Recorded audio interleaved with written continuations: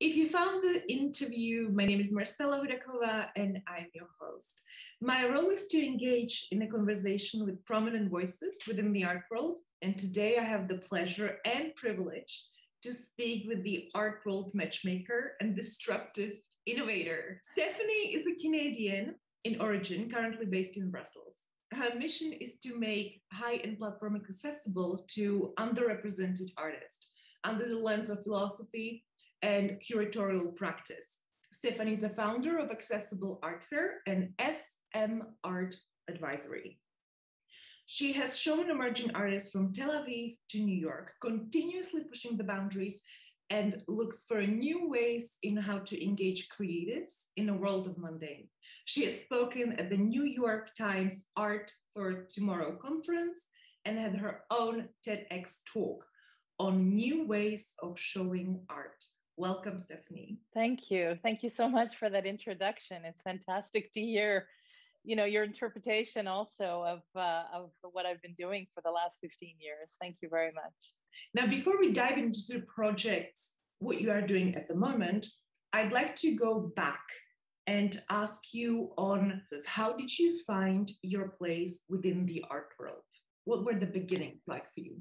Wow, this is going back many years. So I was raised in a family of creative people. My mother is a painter and my father was working in the fashion industry in Canada. And being part of this community, the Jewish Moroccan immigrants that arrived in Canada in the 50s and 60s, they pretty much started the whole fashion industry in the country. So it was a very creative environment for me. And I remember my mother, painting in our basement, having her easel there and all her paintings. And then my father, of course, bringing the patterns home and also traveling to Paris and Milan to get, different ideas. And so yeah, it was in a very creative environment. And then when I left Canada in '97 to move to Prague, I had the idea of maybe trying to find a gallery for my mother. I didn't know anything about the art world.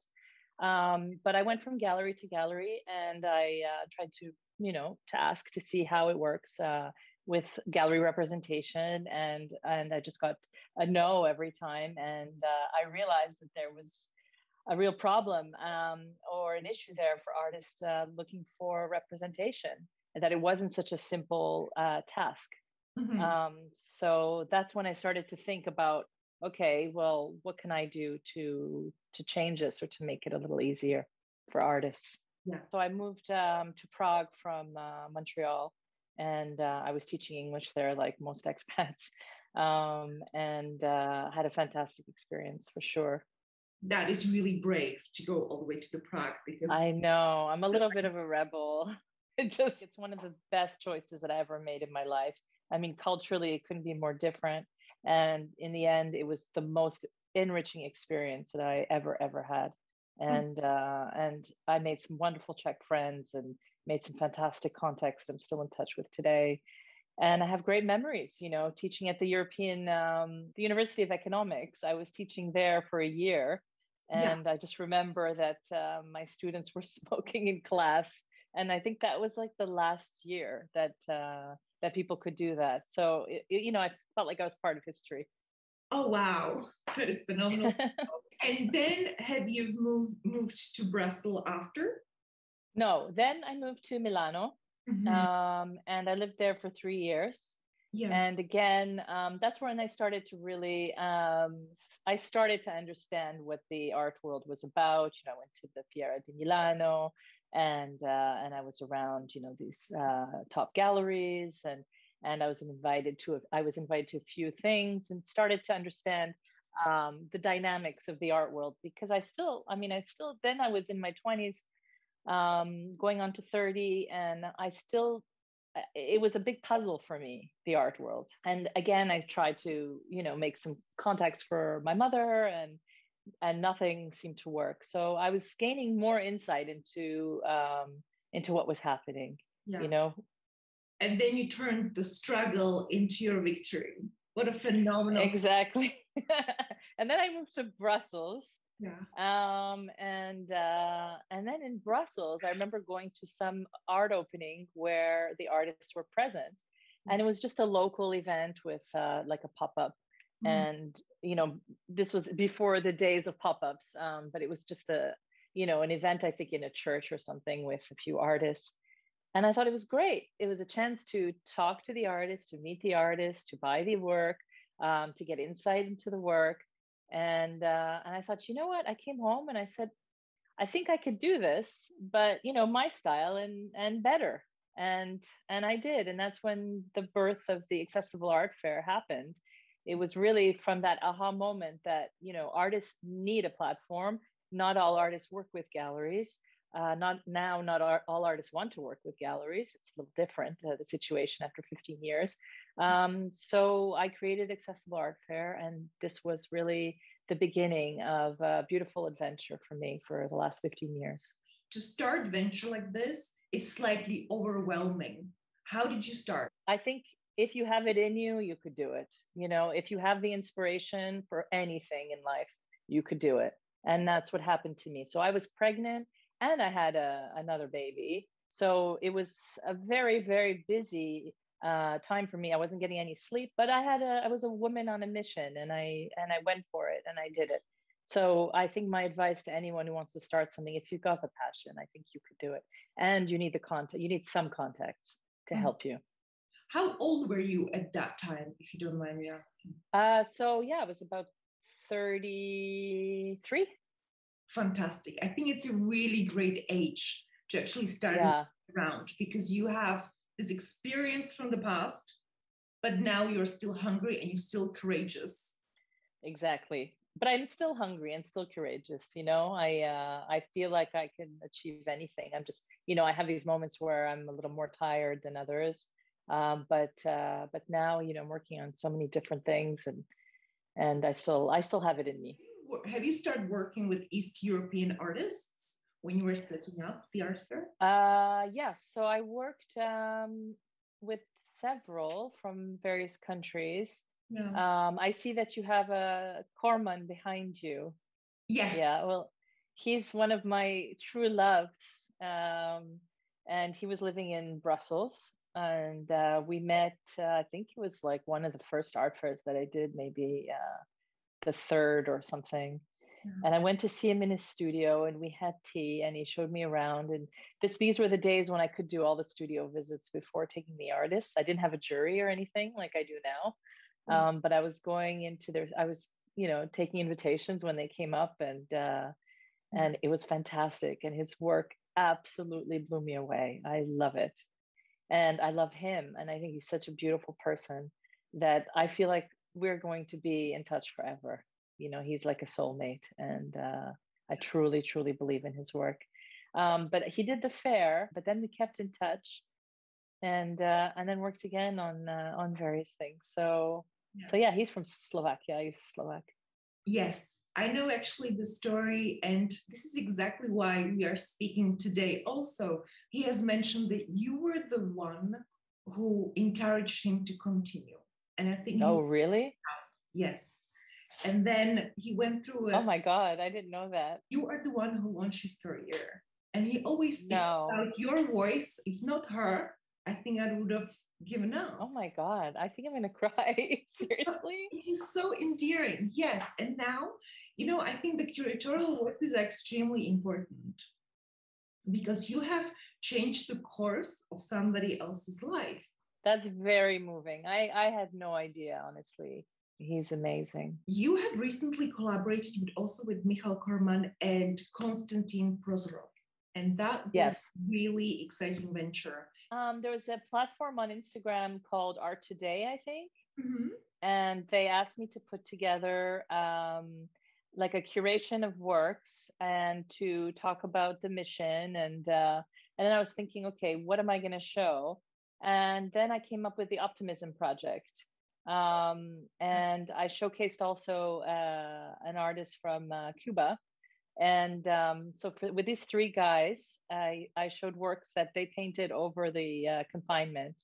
but showed real optimistic, because I'm an eternal optimist, that showed a real optimistic vision, and it looked amazing. It really did. You know Constantine? I know his work. I know of him, but I haven't personally met him. He's based in Berlin. You should meet him. He's wonderful. And we are hopefully going to work on a very big project together in a few months. We're just discussing that. So I've seen your interview with him. It was a really great interview. And he just had really nice insights, actually. Yeah, he's very sweet and smart. I came across a Jonas Wood recently sold in Christie's. Now, I usually don't dab into the prices that those big artworks reach, because for me, it's like, it's a little bit of a porn of art world, you know, yeah, these massive numbers and so and so. But he has reached 6.5 million. Do you see sort of a phenomenon, Jonas Wood's school running through America or Europe, playing with the flowers, with the pots, with triangles, lines, and all those semantics? I think we may be going back to the to more simpler, to more natural things, you know, as you see with the work behind you. I think that, you know, we're cutting out the bullshit and we're going towards more realism. If there's a school, I'm not sure, not that I've noticed, but I have noticed that people, that you're getting more and more works that represent nature, you know, in its simplest form.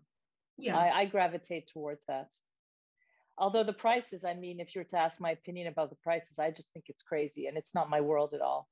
You know, I don't dabble in that world either. I don't actually get it, you know.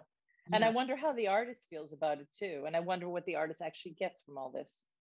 But speaking about the BS, that, as you have mentioned, I have also noticed that there's loads of marketing tactics going on. There's a lot of noise. There's loads of artists on social media. What is your definition of an artist? Oh, wow. What a question. I don't know. I mean, there's so many different definitions. I think it would be unfair to have a definition, because I think that anybody who has creative talent, or anyone who wants to express themselves in a creative way, can be an artist. Now, then we have professional artists who do it as their job. But otherwise, I think that it's a very open-ended noun to describe, you know, anybody who's creative. And I think that the artists themselves, if they call themselves an artist, then they are an artist. It's in the eye of the beholder also. And as a curator, what was your best project you were ever involved with that just gave you so much pleasure and kind of roused so many senses within you? One from the past and one from the present. So from the past, I worked on a show in the Christie Sculpture Garden in New York.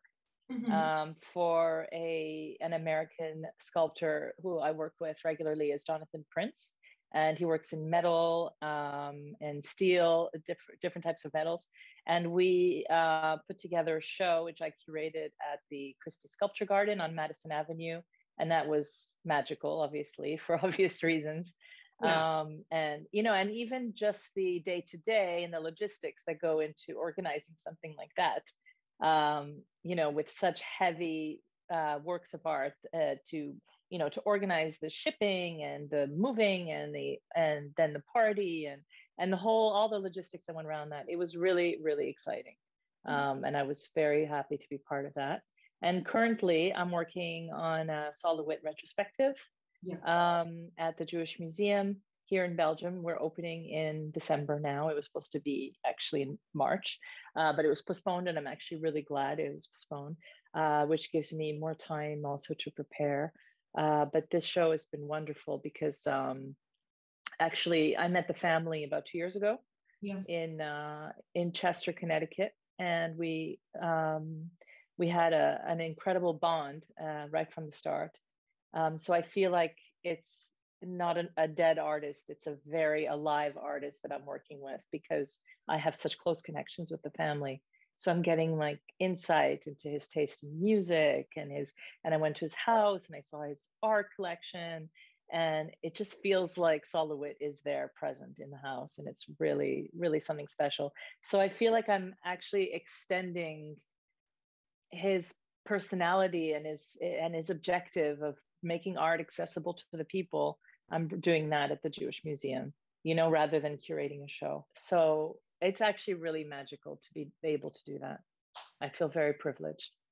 What do you believe that the emerging or mid-career artists need for the future? What do you think the future is going to be in the creative space? Well, we're seeing now like what Freeze did with the hybrid model. So I think there's going to be a lot of that coming up. But the original question is what artists need. I think artists need to get their works out of their studios. Artists need to be seen. Artists need to be, and they also need to be active in turn. So they have to have opportunities to show their work and have opportunities to sell and have opportunities. But sometimes I think that artists should probably create these opportunities. It shouldn't just all be in the hands of organizers. I think they need to be proactive. And I think we're seeing that more and more with social media and, pop-ups happening. So less and less are they reliant on the traditional gallery model of waiting, the artist waiting around for the gallery to come, but actually they can be proactive to get the message out. And it's not seen like when I started Accessible Art Fair, I mean, people were very curious and not necessarily very accepting of the model because it turned things around a little bit. And now, I mean, it's absolutely normal for artists to show their work directly without a gallery. So yeah, I think on both sides we just need to get the artists out of the studios. And what do you think should happen with the galleries? There's this very traditional model in the gallery. Yeah. Do you think that will continue? I think things will evolve as they have been. Yeah. As we've seen in the last 2 years. I can't predict the future, but I think that there's going to be many different types of galleries. Mm-hmm. And whether they're physical spaces or online spaces or or pop-up spaces or whatever, I think it's all evolving. How did you feel about viewing the works of art online? We all had to do it. And I didn't do an online viewing room, but I did do an online sale of works of art, I think under 500 euros, just to get, some of the artists out there. The online viewing rooms, I thought it was a great opportunity to get things out. Maybe there are too many of them. There's a little bit of fatigue, but otherwise, we have to hustle to make things happen. Everybody's trying to run a business, So I have no criticism there. I just think that now we need more and more and more in person, more and more getting the artist out there and thing. I mean, you can't replace the in-person experience. Because art is an experience. Well, I think it's everything. Like look at how much art we discovered on Instagram, for example, over the course of the last 5 years. And I've made amazing contacts online just by seeing their picture on a little square. So I think there's a lot to be said about that. But for me personally, seeing art in person is it. It really is the most enriching form of looking at art. Before we close, Stephanie, I would love to ask you, what are your future plans? What are your dreams you'd like to achieve? Because you have mentioned you're still hungry and still courageous that you are. My dreams, two of my dreams I'm actually living. So, to curate a Solowit exhibition is a dream come true. Yeah. I'm also launching an arts hub in Massachusetts in the US. And it's called Berkshire House. People can look it up. And Berkshire House is the home actually of Jonathan Prince, who I work with, a sculptor.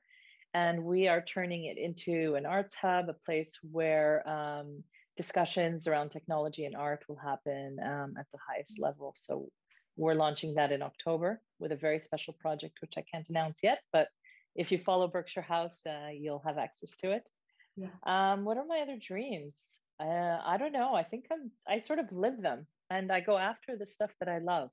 I don't think I can ever have a 9 to 5 job. It just doesn't suit my personality at all. But yeah, I guess one thing is to see that the artists that I've worked with over the last 15 years with Accessible Art Fair, that they see the level of success that they would like, and that would make me happiest, because we are like family.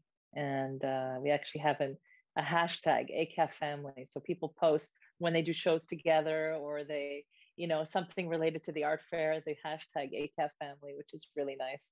So that makes me happy. It's like I'm the mother, of the fair. If the community would like to reach out to you, where do they find you? On Instagram at Stephanie Manasseh. And then I have also my SM Art Advisory on Instagram, but I don't respond to that one as much as I do to my personal one. So people can reach out, no problem. Thank you so much. Thank you. Thanks for the opportunity. Thank you. I enjoyed it very much.